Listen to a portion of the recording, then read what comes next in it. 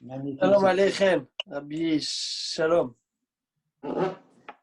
Rabbi Malkiel, ça va bien? Baruch Hashem, Odul Hashem Kitov. Avant de commencer, c'est quoi le Midrash?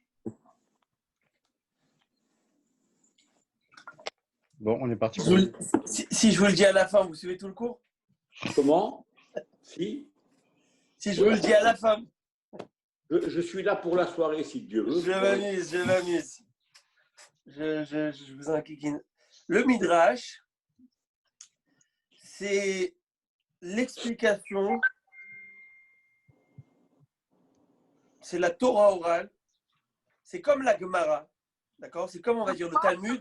Du 6e étage. Le Talmud, c'est plutôt dans, on va dire, la halakha. Oui. Alors, le Midrash, c'est dans l'explication des versets. C'est, on va dire, le Talmud dans l'explication du verset. C'est la Mishnah, mais dans les explications du Tanakh. En gros, c'est ça, voilà. Alors, il y a combien de Midrashim? Il y a un seul Midrash ou il y a plusieurs Midrashim? Il y a plusieurs Midrashim. Il y a Midrash Rabbah.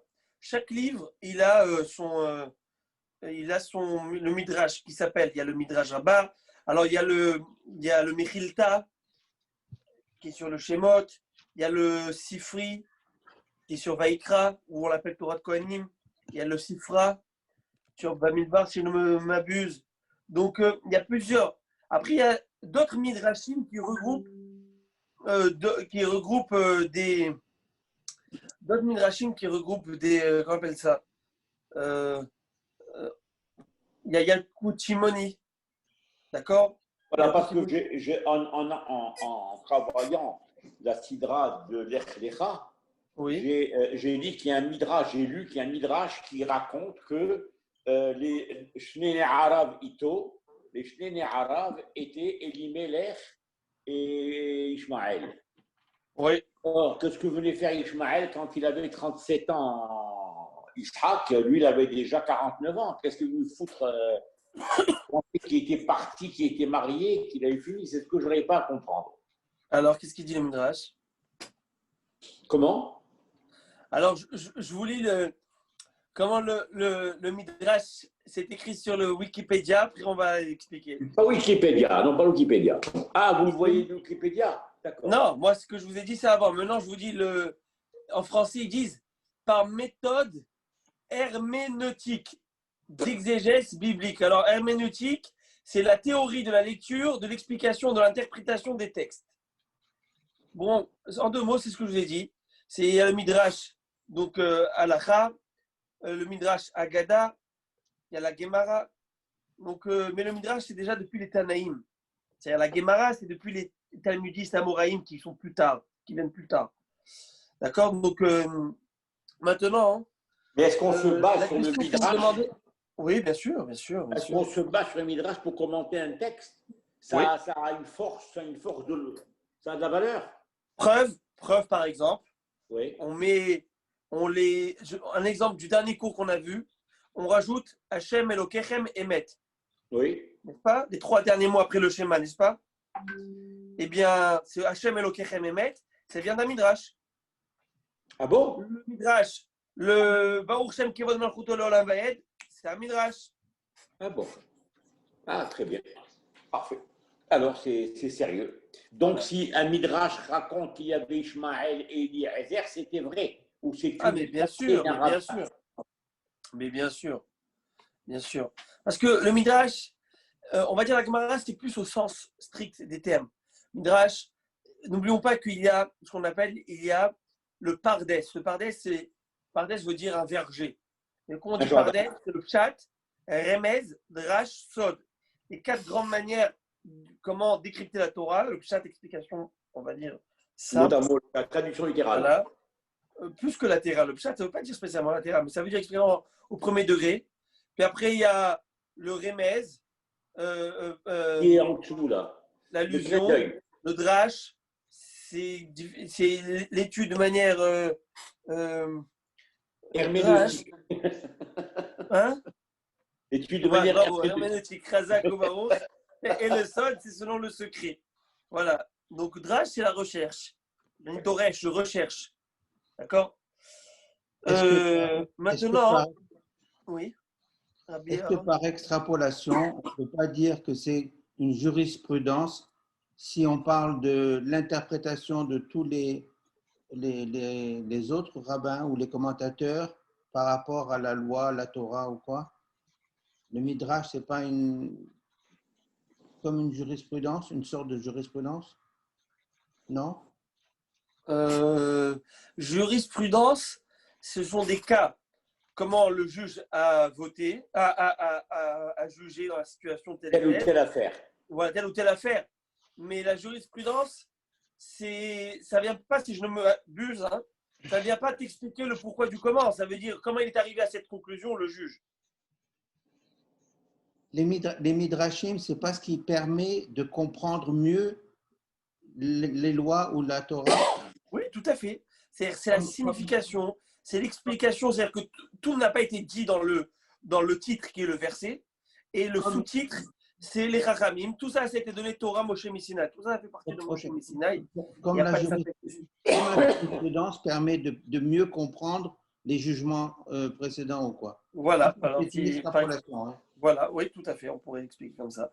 Maintenant, en parlant de ce que vous avez dit, Rabbi Charles, qu'est-ce qu'il faisait là-bas à son fils?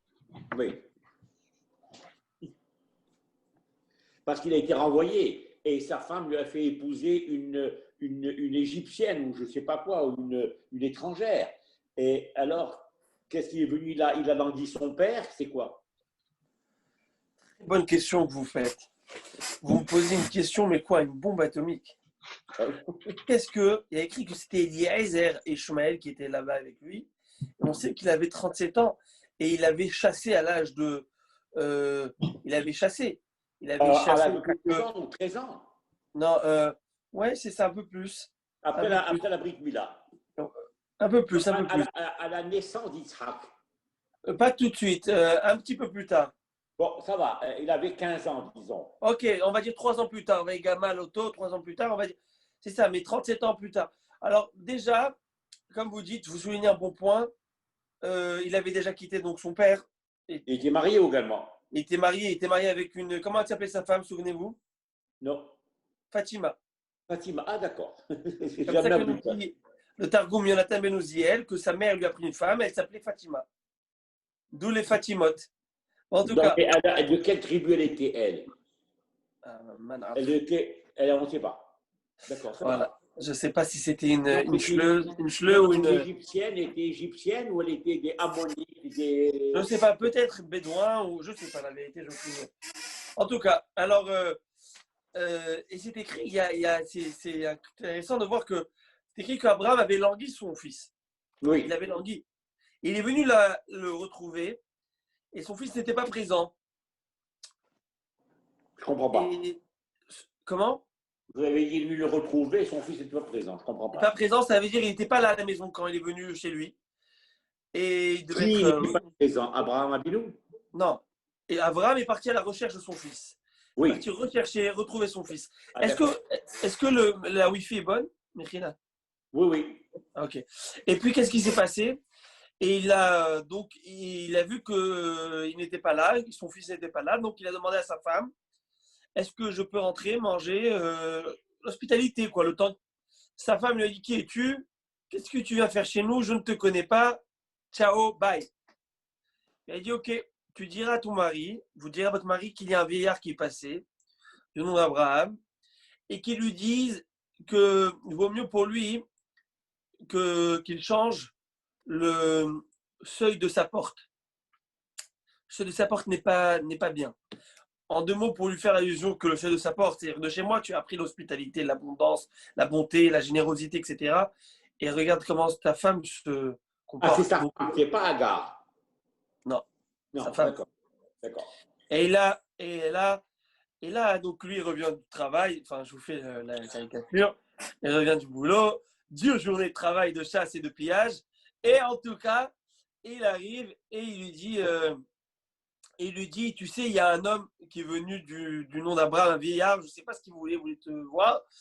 Il a commencé à s'incruster, je l'ai remballé. Et celui-là, il me dit, il n'a pas honte de me dire, change le seuil de ta porte. Il a très bien compris. Il lui a dit, madame, prends tes clics et tes claques et rentre chez tes parents. En tout cas. Et il s'est remarié.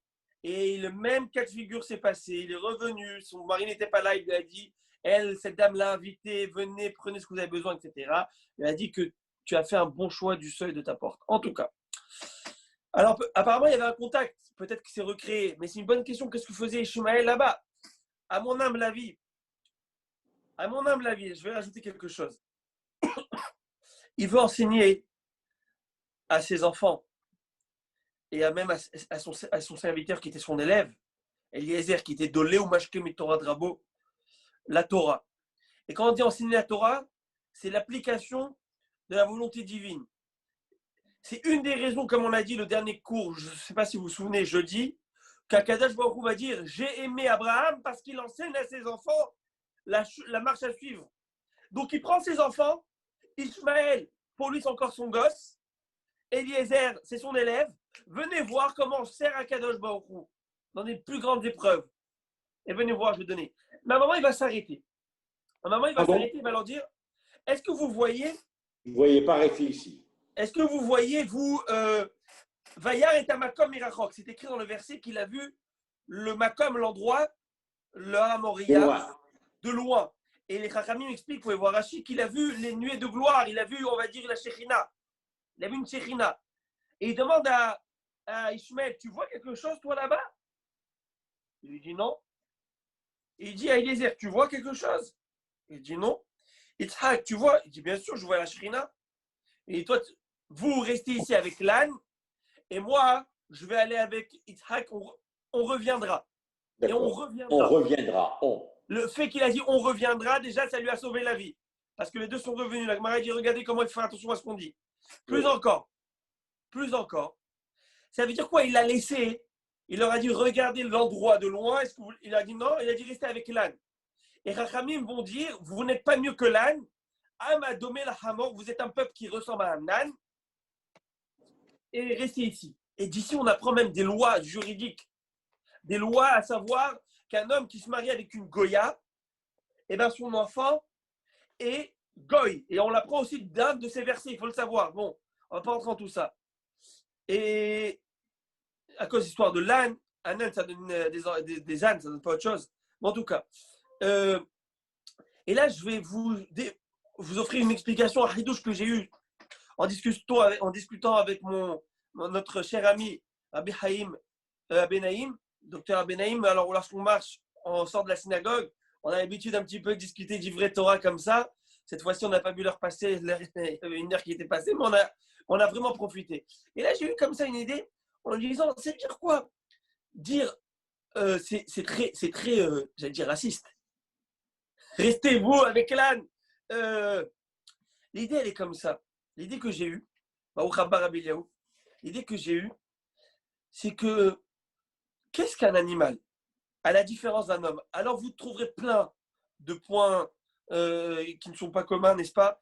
Et de différence. Quelle est la différence entre l'homme et l'animal, la conscience que vous voulez? Ben, il y a l'animal, il se lève, instinctivement, il va manger, il va chasser, il va faire ses besoins, il va se recoucher et il continue cette monotonie. Il n'a pas de projet de vie. Il ne se dit pas, je vais faire. Il a mangé à sa faim, Shalom à Israël. Il n'a pas de prévision. Il ne va pas prévoir pour le futur qu'est-ce qui va se passer. Il n'a pas de projet. L'homme, c'est différent. L'homme, il sait que ce monde, c'est un couloir pour arriver au monde futur. Parce que si on est là que pour manger, boire et faire nos besoins et faire ce qu'on a besoin, alors on n'est pas des animaux. Qu'est-ce qu'on a de mieux? Rien. Eux, ils sont mieux. Ils ne vont pas chez le docteur, ils ne travaillent pas, ils ne vont pas à l'école, ils ne payent pas les impôts. Ils n'ont pas de stress. Pas besoin de s'habiller. Ils sont nés tranquilles. Ça veut dire que ce qui fait de l'homme, c'est son projet de vie qui est ce monde-ci est un moyen pour arriver au monde futur, qui est un moyen pour travailler ma spiritualité. Eux sont matériels, moi je suis spirituel. Moi je me sers de mon corps qui est matériel et je vais le transcender avec une relation spirituelle entre moi et mon Dieu. Si on comprend ça, on pourrait peut-être comprendre que Hamor, l'âne, ça vient du mot Homer. Homer, c'est quoi? Homer, c'est le matériel. Conservé. C'est le matériel. Homer, c'est bien le mot matériel. Le Homer.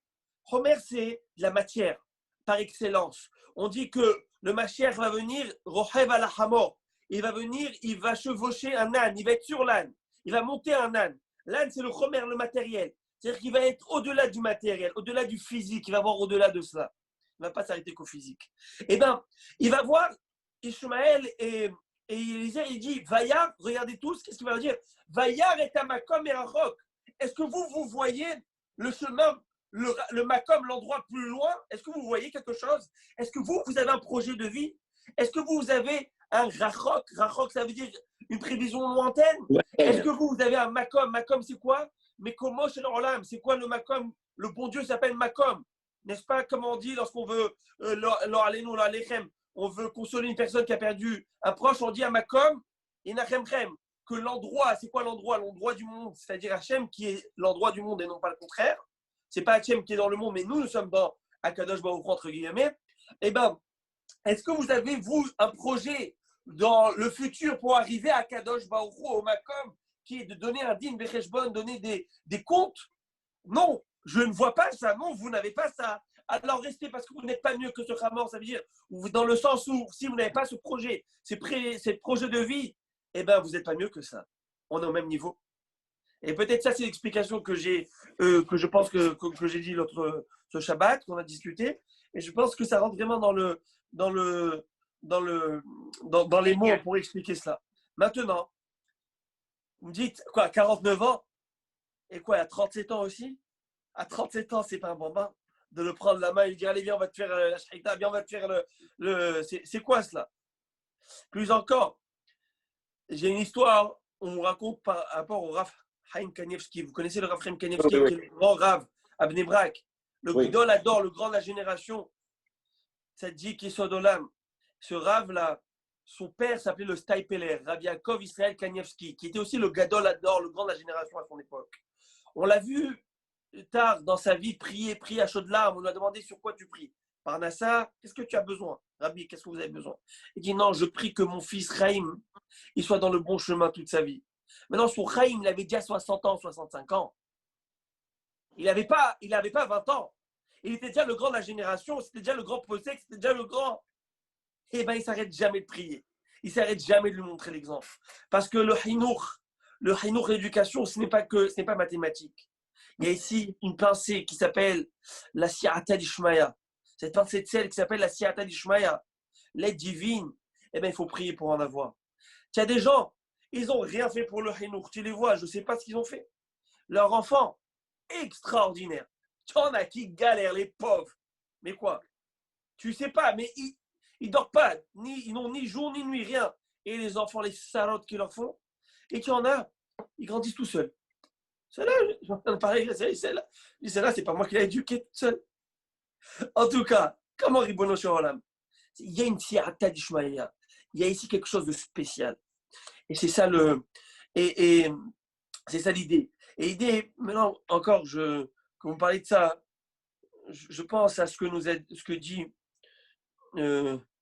en parlant de cette notion de voir, de prévoir l'avenir, le Olam Haba, de prévoir le monde spirituel, eh bien, c'est-à-dire la voda d'Akadosh Baruch Hu, eh bien, ça, c'est chaque Ben Israël qui a ce zéchout de voir Merachok, de voir loin. Et pas qu'il a ce zéchout, mais il a aussi l'obligation de le faire. Et aujourd'hui, j'ai écouté que Dieu est son âme, et je pense que ça va être une oraison funèbre pour lui, le Rav Zaks, Lord Rabbi Zaks, qui est niftar, qui est décédé. C'était un grand Rav, l'ancien grand rabbin d'Angleterre. Et il a cette fameuse vidéo qui traîne sur Internet où il parle de l'algorithme juif. Et à un moment, il amène un texte, je sais oublier de quel écrivain, il dit, ce peuple qui est obligé d'être grand, qui est obligé, ça veut dire c'est dans l'ADN du Ben Israël d'être grand, de voir grand et d'avancer. Il ne s'arrête pas à tout ce qu'il peut, il ne peut pas. Il y a quelque chose qui est dans lui, c'est cette Neshama qui est à la recherche de quelque chose. Alors, il y en a qui vont aller faire ça en Thaïlande, il y en a qui vont faire ça dans la Averot, il y en a qui vont faire ça dans les mitzvot, chacun, parce qu'il y a un appétit sans fin qui est là. Mais en fait, ceux qui ne comprennent pas que c'est l'appétit de l'âme, alors ils vont diriger cette énergie autre part. mais c'est l'âme qui a besoin de manger de nourriture. Et cette nourriture, elle n'est que spirituelle. En tout cas, Abdouhamim Rabbi Shalom, j'apprécie votre commentaire. Il m'a donné vraiment très bonne question. Je vais la noter. Et je vais chercher avec Beneder. Beneder, je vais chercher encore. Qu'est-ce que Ishmael faisait là-bas? Alors moi, j'ai donné réponse. Il éduque même à 49 ans. On n'a jamais terminé. Mais de comprendre, d'essayer de comprendre, Bémet, est-ce qu'il est parti le chercher? Dans quelle situation s'est passé? C'est une très bonne chair. Rabbi, juste un petit commentaire par rapport à cette vidéo dont tu viens de parler de Zichrono Livracha du Rav Sachs. Il a dit une chose qui m'a paru assez intéressante parce qu'à un moment donné, il dit qu'il veut faire avancer le principe d'aimer l'autre plutôt que de se regarder soi-même. C'est-à-dire d'aller vers l'autre, c'est-à-dire d'aller un peu comme on pourrait dire le cheminement d'Abraham Avinu qui est allé contre sa nature. Il est allé à l'encontre de sa nature pour même sauver son neveu alors qu'il n'en avait vraiment pas besoin, ou les gens de Sodome qu'il voulait sauver. Et donc, c'est ce qu'il me semblait qu'il disait aujourd'hui. Est-ce que je me suis trompé? Alors, je ne sais pas si on parle de la même vidéo, peut-être que oui, Oui, elle oui. est traduite en français. C'est cool. Alors, tout à fait, mais avait... ça c'est un yesod, ça c'est une base dans toute la Torah, Oui. Tu ne peux servir le bon Dieu que si tu es altruiste. C'est que si tu penses à l'autre. Parce Voilà. que si tu ne sais pas penser à l'autre qui est déjà ton prochain, eh ben comment tu arriveras à penser à l'autre avec le A majuscule si tu ne connais même pas, si tu ne connais que toi, que ta personne. Et la Torah, c'est toujours des concessions de ses désirs pour Akadosh Baruch Hu. Je veux, je ne peux pas. Je veux, je ne peux pas. Pourquoi? Parce que le bon Dieu m'a demandé. Donc si je ne sais pas faire avancer l'intérêt des autres par rapport au mien, c'est-à-dire je ne sais pas leur donner eh ben, je ne pourrais pas avancer. Mais ce Rav, moi la vérité, j'ai pas beaucoup connu, mais les petites choses que j'ai vues de lui, que j'ai écoutées, tu vois une noblesse extraordinaire. Extraordinaire. Grande personne. Tu vois quelqu'un de meyouchad. Juste quand tu le vois parler là, juste quand tu vois, et d'un côté une très grande modestie aussi. Pas shoot, très simple. Très simple. Alors bon, à part ça, on a perdu aussi un très très grand possèque, un très grand Rav. Il s'appelle Rabbi David Feinstein. Rabbi David Feinstein, c'est le fils de Rav Moshe Feinstein. Il aurait dû avoir peut-être 100 000 personnes à sa Levaya. Ils étaient que, je ne sais pas, je crois 4-5 000. Dans la presse, ils en ont fait un tas dessus. Alors que le jour d'avant, pour la soirée de Biden, je ne sais pas, il y a eu des milliers, mais ça, c'est pas grave. Ça, c'est les élections. Le corona, il ne rentre pas dedans. Mais en tout cas, l'Etzara ne va pas nous lâcher. Est-ce que le cours de ce soir est enregistré? Le cours de ce soir? Je pense, oui. Rabbi Aaron, je pense que oui. J'aimerais le faire écouter à quelqu'un. Ouais. Oui, je pense que oui. Et vous avez vu, on a même Starbucks aussi. C'est là. Quoi hein? On a quoi? Je ne sais pas si vous avez la vidéo entière. Moi, je vois tout le monde. Ah non, si vous avez l'occasion de voir, vous allez voir. En tout cas, on y va. On reprend la Gemara. Avec le bon Dieu, on y va. Alors, nous sommes page 15b. D'accord? Taftetva Vamoudbet. On y va. Tane Rabbi Yoshia Kame de Rava. Rabbi Yoshia a enseigné cette Beraïta devant Rava. Urtaftam. C'est écrit dans la Torah. Tu dois écrire les deux paragraphes du schéma sur les poteaux de ta maison. Ça s'appelle la mezouza. Urtav, c'est l'écriture. Urtaftam, vous les écrirez. Mais ici, ils vont faire un drash. Voilà un drash. Ils vont dire Urtav, Akol Birtav. Tam, c'est dire quoi Tam en hébreu Tam? Tam, c'est comme Yaakov Ishtam. C'est intègre, complet, entier, Tamim. Tu dois tout écrire dans ces parachiotes, dans ces paragraphes, afin de les mettre sur tes poteaux. Ça veut dire quoi tout? Afilou Tzavot.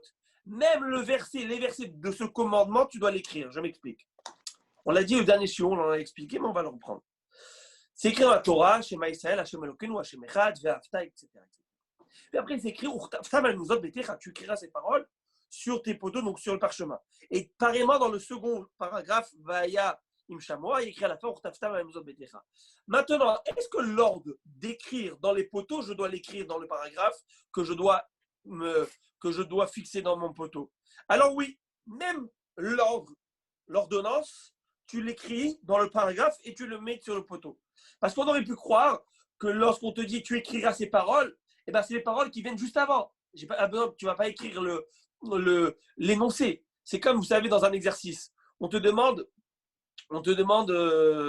je ne sais pas moi, écris ces formules. On te demande factorise ou ces équations, d'accord? Simplifie ces formules. Alors toi, tu écris quoi? Tu écris simplement la formule. Est-ce que tu écris l'énoncé ou pas? Oui, tu écris l'énoncé, urtaftam. Normalement, non. Mais là, la Torah te dit oui, tu écris tout cela. Ça fait partie d'un bloc et tu écris même ces paroles. Amar les. Donc, Rava dit à Rabbi Oshia, il dit j'écoute ton enseignement, j'entends, donc il faut tout écrire. Mais Damar lecha mani. Mais qui a dit cela? À ton avis, qui a dit cela? Qui a dit qu'il faut tout écrire? Rabbi Yehudaï. Tu penses que c'est qui? Rabbi Yehuda. Pourquoi Rabbi Yehuda? Damar Gabé Sota. Parce que Rabbi Yehuda nous a enseigné un enseignement par rapport à la Sota. Et qu'est-ce que c'est la Sota? Vous connaissez tous le cas de figure de la Sota. Cet homme qui va soupçonner sa femme d'adultère, il va l'amener au Beth Amikdash ou au Mishkan à l'époque. Ils vont lui faire boire de l'eau maudite. Mais dans cette eau, il y avait quoi dedans? Il y avait de l'eau, du kior, ok, du kior, c'est-à-dire de l'eau de. Et dedans, on écrivait tout le parchemin de l'explication de la Sota, tout ce qui est écrit dans la Sota. Et à un moment, c'est écrit que le Kohen te fera boire cette eau-là, et par Hazve Shalom, si tu as fauté, tu exploseras, etc. Il y a plein de malédictions. Maintenant, qu'est-ce qu'on écrivait dans cette paracha-là, qu'on effaçait dans l'eau afin de faire boire ça à cette femme? Le nom d'Hachem. Quoi? Est-ce qu'on écrivait simplement la malédiction ou on écrivait tout le paragraphe, même le commandement d'écrire? Voyez-vous ce que je veux dire? Dans le même ordre d'idée par rapport à la mezouza. La mezouza, est-ce qu'on écrit juste le schéma sans le commandement de écrire ou non, même le commandement? Et alors on voit que dans la Sota, Rabbi Yehuda nous dit Alot kotev, Tsavaot et no kotev. J'écris toutes les malédictions dedans et je l'efface dans l'eau. Il y a même le nom d'Hachem. Hein. Allah, c'est une malédiction. Et vous savez que si Chaz Shalom a fauté, elle explosait littéralement. Mais si elle a été soupçonnée à tort, au contraire, elle avait un mérite. Si elle avait du mal à accoucher, elle accouchait facilement. Si elle n'avait pas d'enfant, elle était stérile, elle devenait fertile, etc. Maintenant, c'est écrit comme ça. Pourquoi là-bas, par exemple, c'est dans le même principe où la Torah nous demande d'écrire un texte. Pourquoi là-bas, je n'écris pas tout le texte, mais j'écris que les malédictions? Et là-bas, la Gemara, elle va dire que Rabbi Yehuda, il te dit, tu sais pourquoi là-bas, je n'écris que les malédictions? Vatam ou dirtiv, vekata vetahalot hazé. Avalacha dirtiv urtaftam, afilu, tsavaot nami. C'est hazé ou aélé? Comment? C'est hazé ou aélé? Et halot haeli. Aval, acha, dirtiv, urtaftam. Mais ici, c'est écrit urtaftam. Afilu, tsavaot nami. À tout, t'amènes des Rabbi Yehuda, mishum lichtiv lechatav, t'amènes des Rabbi Yehuda, mishum lichtiv alot. Alot, in tsavaot lo. J'ai expliqué toute la question oralement. Toi, moi je m'appelle Rava, et mon élève est venu qui s'appelle Rabbi Oshaya, il me dit, vous savez, Rabbi, lorsqu'on doit écrire dans la mezouza les parchemins, là c'est vraiment une remarque importante, parce qu'il faut comprendre. Aujourd'hui, ça a une répercussion sur nous, la halakha. Le Tshema, il y a tout dans la mezouza, il y a les 2 paragraphes. Maintenant, pourquoi il y a les 2 paragraphes?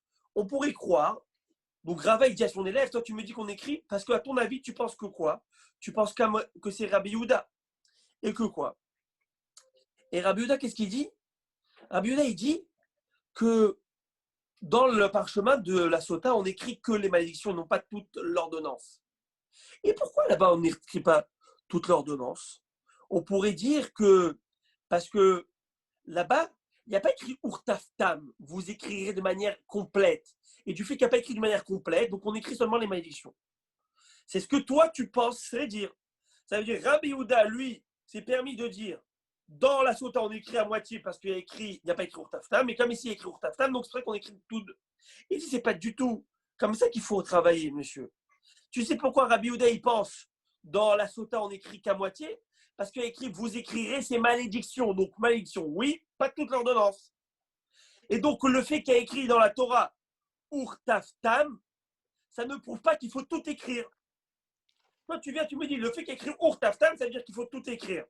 Preuve, tu vois bien que dans les malédictions, on écrit qu'à moitié.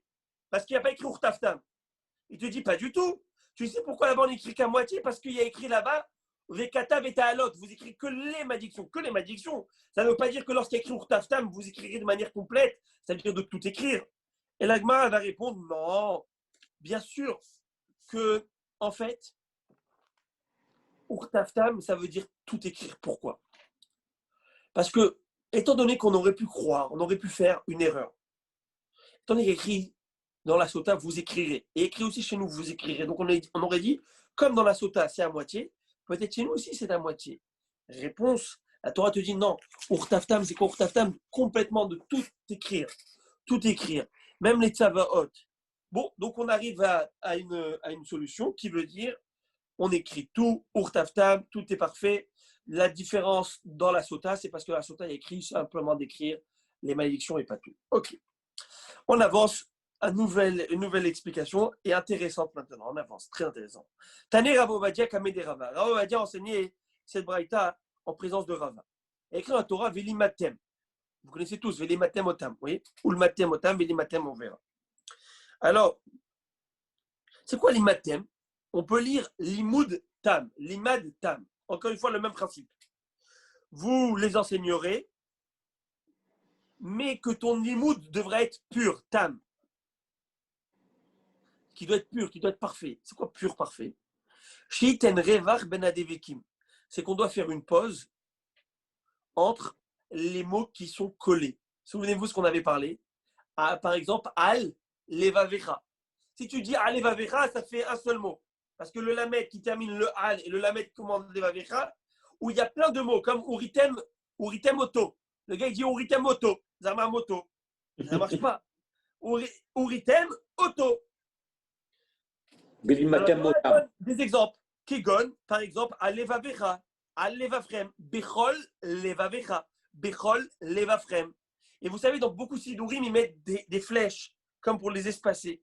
Vous pouvez voir Vechara, Af. Vous avez vu dans Vechara, Af, dans le Patach même, vous avez, je crois, un petit trait d'union pour te montrer qu'il faut espacer. Esev, Besadecha. Esev, Besadecha, c'est-à-dire que vous aurez de l'herbe dans les champs. Esev, Besadecha. Esev, ça finit avec un bet. Besadecha, ça commence avec un bet. Tu peux dire Esev, Besadecha, ça devient un seul mot. Vatemera. Il y a un exemple. Et Tremeretz. Donc plusieurs mots, on l'a vu. Très bien. Il y a un exemple Attends, sur lequel je bute des fois. Vendredi soir, quand on chante dans les Chadodi, Micha Mocha Baelim Hachem. Et est-ce qu'on est censé coller ces deux mots en chantant? Non, toujours. Baelim Hachem. Baelim Ado. Baelim Hachem. Oui, oui, hein, voilà, il faut faire attention. Marquer une petite pause. Hein. Mais surtout dans le schéma, il faut faire attention. Pourquoi? Ah oui. Regardez cette magnifique explication. Elle est trop belle. Et ça, c'est du midrash, mais pur. Quand je vous dis pur, ça veut dire c'est l'inverse du pshat. C'est quoi? C'est du midrash pur. D'accord. C'est l'inverse de l'explication première d'un verset. On verra tout de suite. Amar Rabbi Hama Berabi Hanina. On est tout en bas de la page. Akol Akore Kriyat Shema ou Medakdek Beotiotea. Tout celui qui accomplit la mitzvah du schéma et qui est medakdek, qui est méticuleux quant à la prononciation du schéma, de toutes les lettres, otiotea dans les lettres, fait vraiment attention. Metzanenim lo geinom. On va tempérer, on va refroidir son geinom. Chez Nehemar, d'où on sait ça, intéressant, un passage qui dit Befares Shaddai Melachimba Tashleg Betsalmon. C'est un verset des Télim, traduction littérale. Lorsque le Tout-Puissant dispersera les rois, en elle, ceux qui sont dans l'obscurité ténébreuse seront blanchis. Qu'est-ce que ça veut dire? Alors, c'est un passage qui parle de son cas. Vous pouvez voir là-bas qu'est-ce que ça veut dire. Mais là, regardez comment on va changer les termes. Atikre Befares, le mot Befares qui veut dire étendre, disperser. On va te dire, le Befares, ça dépend où le point du Shin il est. S'il est à gauche ou à droite. Mais si tu le mets à droite, ça fait Befaresh. Regardez ce qu'on va lire. Atikre Besalmon et la Betsalmavet. Je vais lire et je vais expliquer ce pasouk. Befaresh Shaddai. Quand tu vas expliquer, ça veut dire tu vas être clair, tu vas être articulé. Shaddai, c'est le nom d'Hachem. Ou Shaddai, lorsqu'on fait le schéma, tu vas être méticuleux sur le nom d'Hachem. Tu vas être méticuleux quant à l'accomplissement de la mitzvah d'accepter la souveraineté divine de Shaddai sur toi. Mais Faresh, lorsque tu vas être bien méticuleux quant à la prononciation. Alors, Melachim. C'est quoi Melachim? Melachim, c'est-à-dire les rois. Qui sont les rois? Les rois, c'est qui les rois de la Torah? C'est qui le roi du monde? C'est les Tamil Chachamim. Parce que les rois, c'est ceux qui dirigent la nature. Demandez à un homme en chair et en sang de vous changer des lois de la nature, ils ne peuvent pas vous faire. Mais demandez à un tzaddik de vous faire une bracha et des miracles, ça arrive. C'est possible. Celui qui détient la Torah, il tient tous les pouvoirs. Souvenez-vous l'histoire de Rabbi Pinchas Ben Yair qui est rappelé dans le traité Choulin, je pense, où la Gemara raconte, je crois dans Choulin ou Zevachim, je pense Choulin, où la Gemara raconte qu'il est venu faire une mitzvah de Pidyon Shvouim, racheter les prisonniers. Et il est arrivé devant le fleuve, il dit au fleuve, au Malach bien sûr, il parle au Malach qui s'occupe des fleuves. Il lui dit, tu peux s'il te plaît t'ouvrir, je dois passer faire une mitzvah. Il va dire, ah non, je ne m'ouvre pas. Il va lui dire, tu as deux choix. Ou tu t'ouvres, ou je décrète sur toi qu'il n'y a plus une goutte qui passera dans le lit de ce fleuve. Il n'y a pas eu le choix qu'il s'est ouvert. Et il est passé, s'est refermé. Il a dit, tu vas te rouvrir s'il te plaît. Il y a un bédouin, un arabe derrière moi, qui a vu ça, il va dire, ces juifs pensent qu'à eux. Donc tu rouvres, s'il te plaît, lui aussi doit passer. On a vu ça. Et bon, alors là, tu as vu des babas salipro, tu vas loin. Regardez des tzadikim qui ont fait des miracles extraordinaires. Extraordinaires. Alors pourquoi? Parce qu'ils ont la Torah. Tu as la Torah, et ben tu as le plan architectural du monde. C'est-à-dire, oui. Ce qui veut dire que le miracle existe. On m'a toujours appris qu'il n'y a pas de miracle, que le miracle n'existe pas. Quand je vous vois, je crois au miracle. Pourquoi? Parce que vous êtes Baruch Hashem en bonne santé. Vous avez de la gélatine entre les deux yeux et cette gélatine réfléchit. Comment? Il bono selon l'âme. C'est un cerveau. Comment ça marche? Comment ces yeux-là, ils marchent? C'est quoi le corps? Excusez-moi d'expression, c'est un steak. Il n'y a rien. Mais lorsqu'on met la neshama dedans, là, ça fait tout. C'est pas un miracle? Qui a décidé que les reins vont marcher comme ça? Qui a décidé que c'est Sarir Zéloa? Le roi David disait de mon corps, je reconnais Hachem, je vois le miracle. À Teva, c'est la nature, la valeur numérique, c'est 86. Elohim, c'est 86. Il disait Abraham Avinu, c'est où Enechem? Urumi bara ele, c'est où Enechem Amarom? Levez vos yeux vers le ciel et regardez Mi bara ele, c'est Elohim. N'est-ce pas? Mi bara ele, qui a construit? Mi bara Abraham, bon, vous voyez tout ça. Qui a construit tout ça? Non, je reconnais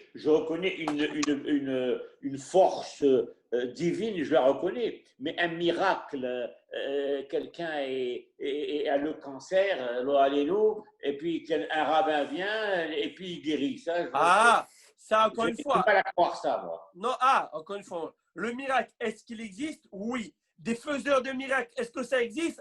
Peut-être. Voilà, c'est autre chose. Mais le miracle existe.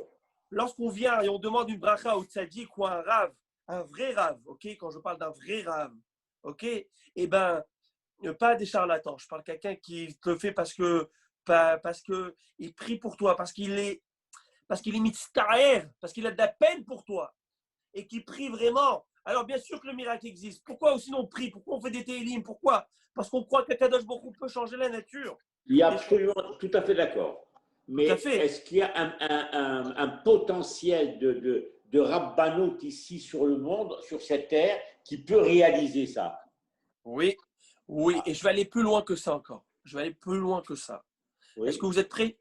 Rabbi Aaron, tu me donnes la permission de bifurquer un peu de mon chemin, mais je reviens dans 2 minutes. Parce que vous m'avez excité, Rabbi Shalom. Alors je vais. Je viens plus alors. Non, c'est bien. Rabbi Henri, je vous écoute. Moi, je peux vous dire que j'ai assisté à trois miracles. Et quand vous voudrez, je pourrais vous les montrer et vous les dire. Alors là, vous commencez à me donner la chair de poule. Je vous dis la vérité. Est-ce que, avec votre permission, est-ce que c'est pas gênant de le dire en plein chiot? Non, il faut que je vous les montre. J'entends rien. Il faut que je vous montre comment moi j'ai considéré que c'était des miracles. Je peux vous donner la preuve que c'était des miracles, c'est tout. Alors, Bezrat Hashem, à l'occasion, quand vous voudriez, on se fera ce mamache au plaisir, c'est une mitzvah. C'est une mitzvah de les saper qui la terre de raconter la louange d'Akadosh Baruch Hu. On en viendra à Bezrat Hashem, mais ça c'est un shiur à part entière, ce thème, raconter les miracles. Vous savez qui poussait beaucoup à faire ça? Je crois le Rav de Lubavitch poussait beaucoup à raconter ça. Parce que déjà, ça amène la Emouna des Chachamim, déjà. Mais plus encore, que le miracle existe, ça, il n'y a pas de safek. Qu'il y ait des faiseurs de miracles, ça aussi, il n'y a pas de safek. Parce que le faiseur de miracles, ce n'est pas lui-même qui est faiseur de miracles, c'est le bon Dieu. Mais par le biais de cette personne, même si elle est sainte, et si toi tu as la Emouna, que ça peut marcher, eh ben ça pourrait marcher. Et une preuve à la pluie, c'est un Ramban Nachmanide, mais dans la paracha de cette semaine. C'est pas moi. Et le Nachmanide pose une question, on va commencer à dire, ce Nachmanide, on va introduire avec deux petites questions. On n'a pas eu l'occasion Shabbat de faire une longue dracha, alors je me permets de vous partager ça maintenant. C'est que on voit que Abraham a vu nous, Akadosh Baruch Hu vient le voir, il lui dit, tu sais, ta femme a ri. Ta femme elle a ri de quoi? Elle écrit que lorsque Sarah Menou a écouté ce bédouin dire tu sais, ta femme, elle va avoir un enfant. Hein. Eh bien, elle a ri. Il écrit Sarah Bikirba. Sarah, elle a ri dans son cœur. Et Abraham, plutôt Hachem, va reprocher ça à Sarah. Et la question qu'on va demander, c'est que même lorsque Dieu, la semaine dernière, a annoncé à Abraham qu'il allait avoir un enfant, lui aussi, il a ri. Lui aussi, il va y traquer. Lui aussi, il a ri. Et plus encore, c'est quoi ce reproche que le bon Dieu fait? Il va lui dire à Ipalé, Machem Davar, pourquoi elle a ri? C'est quoi? Qu'est-ce qu'il veut? Il explique quelque chose de très fort, Ramban. Il y a rire et il y a ricanement. Il y a rire par émotion, par espoir. C'est quelque chose, c'est élément perturbateur. Tu n'arrives pas à croire, ça veut dire c'est quelque chose que tu ne t'attendais pas, tu ris, explosion de joie. Et c'est ça qu'a écrit chez Abraham. Le Targum, il dit Vehade. Ça veut dire il s'est réjoui d'entendre une chose pareille. Mais chez Sarah, ce n'était pas comme ça. Sarah, c'était un ricanement dans le sens c'est pas possible. Et pourquoi c'est pas possible? Parce que, qu'est-ce qu'elle a fait? Elle a ri. Vous savez ce que Ramban nous dit, Nachman nous dit, c'est au moment où elle a écouté ce bédouin dire ça. Elle aurait dû dire Amen, Ken, Yehi, Ratson. Point à la ligne. Amen, et ainsi que ça soit la volonté du bon Dieu.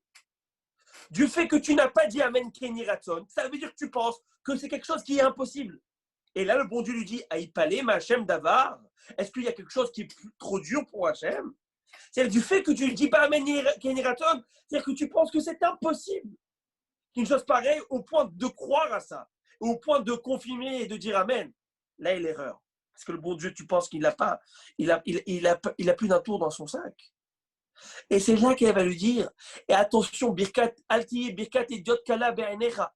La Gemara va lui dire que la bracha d'un idiot, d'une personne simple La d'esprit. bracha de quoi? Que la bracha d'une personne qui est idiote. Idiote, c'est pas un idiot. Idiote, c'est quelqu'un qui est simple d'esprit, quelqu'un qui n'est pas important. Que sa bracha ne soit pas légère à tes yeux. Parce que regardez, une bracha, on verra dans plusieurs endroits, avec une bracha d'un homme simple, même d'un bédouin, elle est importante. Parce que la bracha, c'est pas lui. C'est le bon Dieu qui l'envoie. Mais à ce moment-là où il dit ça, il ouvre, si on peut se permettre de dire de cette façon, il ouvre un canal de Beracha, un canal. Si tu y crois, eh ben ça va se faire. C'est possible que ça se fasse. Mais si tu n'y crois pas, c'est impossible. Il y a une fois, le Rav Salanter, je crois que c'est le Rav Salanter qui était connu dans le mouvement de Moussa, avec un bitachon et une croyance en Hachem qui était incroyable. Et il a dit, et lui, ça lui est arrivé que lorsqu'il avait besoin d'argent pour les Shiva, il partait jouer au loto, il gagnait. Et alors, il avait un élève à lui qui a fait ça, et ça ne marchait pas. Il a dit, Rabbi, je fais la petite publicité, l'addiction au jeu est interdite, vous comprenez, il ne faut pas jouer. Je suis juste en train de vous dire que les jeux... Alors, il est parti, il a joué, ils lui ont dit, Rabbi, pourquoi vous, ça marche? Il a dit, parce que moi, j'achète un billet et je ne laisse pas au bon Dieu le choix. C'est celui-là qui doit marcher. C'est-à-dire, il croit tellement, Oui. tellement à Kadosh Baruch Hu, pour lui, il n'y a pas de doute. Il n'y avait pas de doute, c'est pas un safek. Mais ça, c'est une darga. Ça, c'est une darga, c'est un degré de bitachon. Ça ne vient pas d'un jour au lendemain. Vous savez, on a toujours dans notre tête le côté qu'Hachem l'envoie et faut acheter les sinon Hachem trouve que le docteur trouve un vaccin, que le trouve vous. Mais des fois, c'est lorsque le bon Dieu nous pousse au mur. Là, moi, j'ai connu personnellement, voilà, je vais vous donner un cas concret d'un quelqu'un de ma famille qui avait il avait le cancer à l'appareil, dans les testicules, ok? Il ne pouvait pas avoir d'enfant. C'est fini, l'aide pour lui. On a déchiré le dessus, on a fait Seouda Taminim, je me rappelle. C'est une Seouda de Amen. Chacun faisait une bracha à haute voix, on répondait Amen. Il faut voir, on a pris sur nous les docteurs, ils ont dit Alvaï déjà qu'ils guérissent. Et même s'ils guérissent, avec la radiothérapie, enfin avec la chimio, tout ce qu'il y a là-bas, c'est pas sûr qu'il va avoir des enfants, c'est impossible. Et il a été guéri, il a eu des enfants, il a tout, il Baruch Hashem, et maintenant il est papa d'une grande famille. Tabbah Shemola'al. Bono Shaolam, des miracles, il y en a tous les jours. Bémet, qu'on marche, si vous lisez les news, si vous voyez les catastrophes qu'il y a dans le monde, et le Midrash nous dit que tous les jours, il y a des xérotes, et des xérotes, et des xérotes, et des malheurs qui sont censés tomber dans le monde. Mais quoi? En paquet. Et Akadosh Baruch Hu, par le mérite de notre Amen Yeshem Rabba, notre Amen, il les enlève.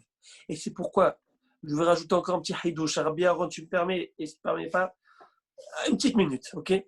Après, on reprend la Gemara. Sroud Rabbi Henri, Rabbi Shalom. Écoutez ça. Le bon Dieu, il dit à Abraham, je crois que même c'est le Rav, je ne suis pas sûr que ce n'est pas le Rav Zax, en tout cas, il dit à Abraham, il dit, c'est paracha, il dit, est-ce que je vais cacher de Abraham le fait que je vais détruire Sédom? Ça ne se fait pas. Déjà, ça ne se fait pas. Pourquoi? C'est mon ami. Est-ce qu'un ami, est-ce qu'à une compagne, on cache des choses? Est-ce qu'à sa femme, il y a le nouveau style, jardin secret? Il n'y a pas de jardin secret. Quel jardin secret? S'il y a un jardin secret, ben, il y a un truc qui ne va pas. Le seul jardin secret qu'il peut avoir, si c'est une information extérieure d'un ami, là, tu n'as pas le droit. Sod acher al tegal. Shlomo Amelech, tu ne peux pas donner une information confidentielle qu'on t'a donnée pour toi. Mais tout ce qui est en rapport à toi, qui a trait à toi, tu ne peux pas dire qu'il y a un secret. S'il y a un secret, il y a quelque chose qui ne va pas, mon gars. Maintenant, alors Hachem, il dit, je vais le dire à Abraham, ce qui se passe. Rachid explique pourquoi. Rachid dit, parce que je lui ai donné cette terre, et dans cette terre, je vais renverser 5 villes. Quoi, je ne vais pas lui dire dans sa terre. Ça, c'est Rachid qui explique ça joliment. Mais je vous pose une question. Il dit à Abraham cela. Abraham va commencer à prier, faire une négociation, 40, 50, 45. Et à la fin, Abraham Shavlim Komo Khlet. Pourquoi tu lui dis alors? Pour lui faire les boules, je ne comprends pas. Tu lui dis pour faire quoi? Tu lui dis pour qu'en fin de compte, ça ne marche pas?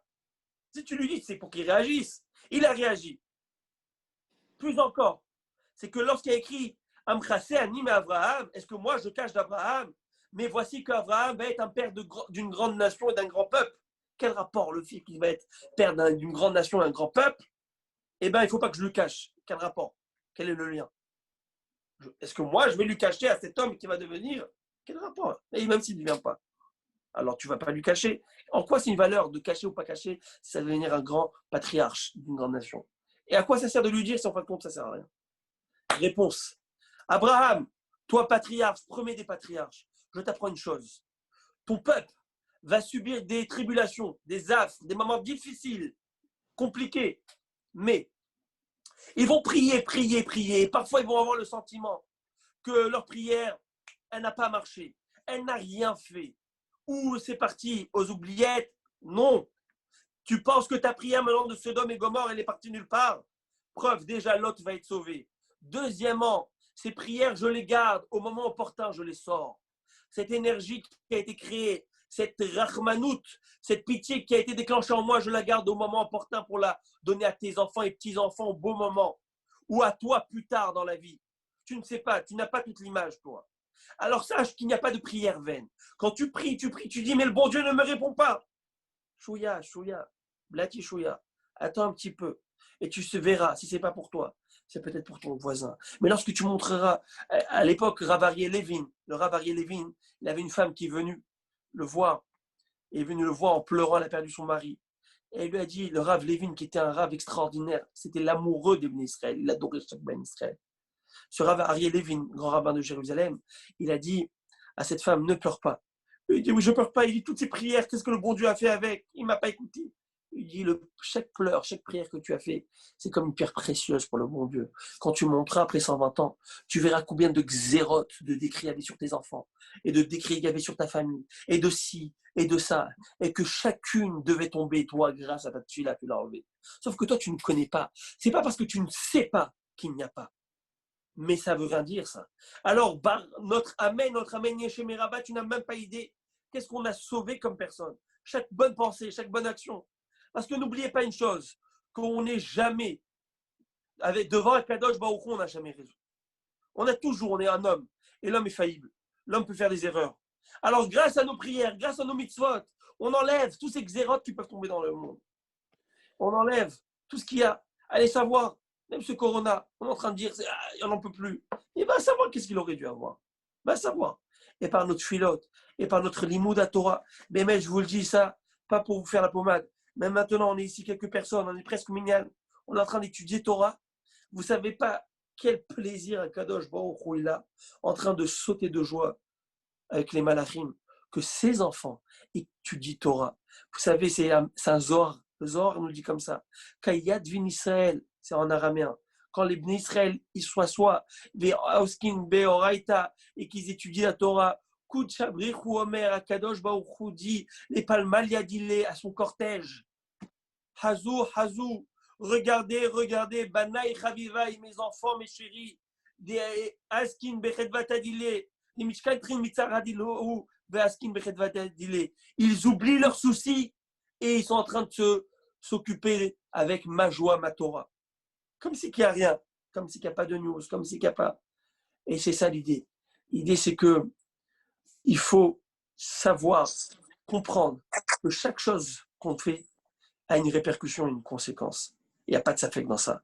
Et chaque mot de Torah qu'on est en train d'étudier là-haut, vous allez voir Bezat Hashem. En tout cas, avant là-haut, il y a ici, on kiffe, on profite. On nimishtaché avec d'ivrer Torah. On s'amuse avec d'ivrer Torah. C'est un plaisir, on se délecte avec ça. En tout cas, moi, je kiffe. Sur ce, on avance. Rabbi Hanina. Alors, maintenant, quel est le rapport avec ce qu'on a dit? C'est-à-dire qu'une personne qui fait attention à tous ces mots du schéma, eh bien, Betsalmavet. Alors, qu'est-ce qui va se passer? Il va se passer que la Torah, d'accord, qui est en elle, en le schéma, etc., eh bien, Tashleg. C'est quoi Tashleg? Elle va rendre, comme la neige, froid, elle va te rafraîchir. Salmon, c'est plutôt Tsalmavet. Tsalmavet, c'est l'ombre de la mort, c'est-à-dire le Guinam. Ok. Très bonnes explications du Midrash. Donc là, c'est vraiment Midrash. Alors, on tourne la page, ok? On tourne la page. Rabbi Chama, Rabbi Hanina. La manismechu, on passe à la nouvelle page. La manismechu alim ninchalim.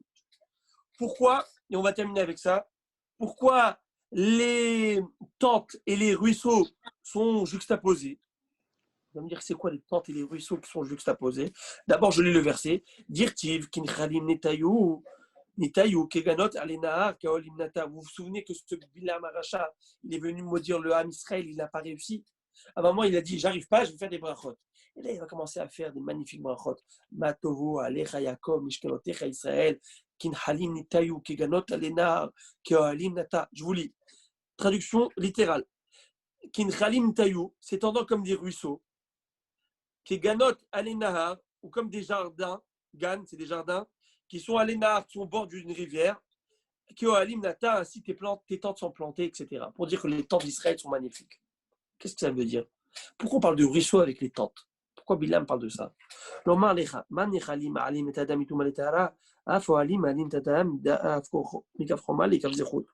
veut dire quoi?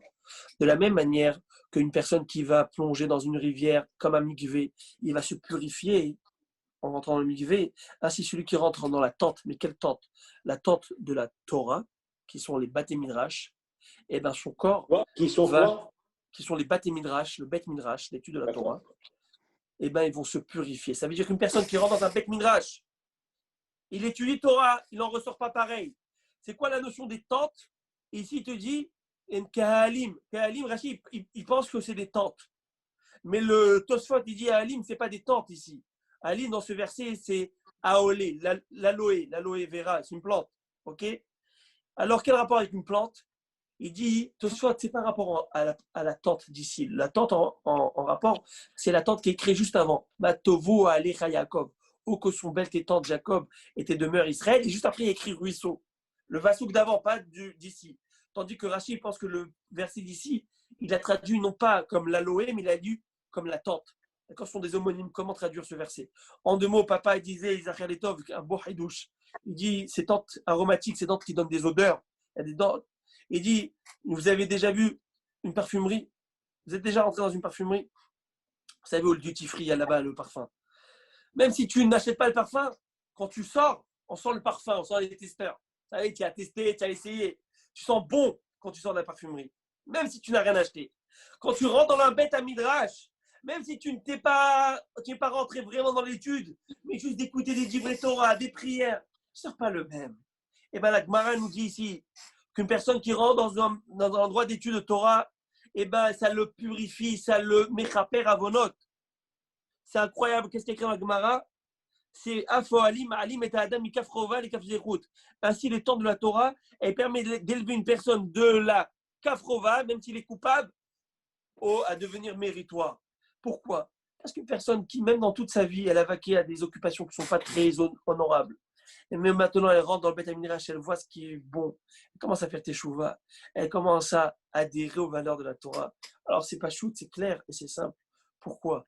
En se parfumant dans les tentes de la Torah, eh ben, elle pourra comprendre qui est Akadosh Baruch Hu. Tu veux découvrir Hachem, découvre sa Torah et la grandeur de la Torah. Alors voilà, mon Raya Botaï, ce soir, on a eu un petit échantillon. On a eu l'échantillon, on s'est parfumé un petit peu de ces parfums et de ces, comment on dit, ces effluves, ça se dit, de ces magnifiques odeurs de la Torah.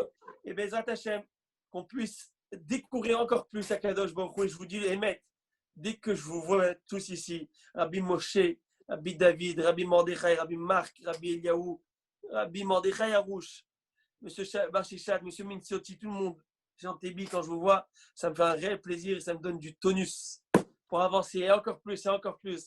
Alors, Bezat Hachem, j'espère voir le prochain chiot et avancer. Bonsoir. Bonsoir.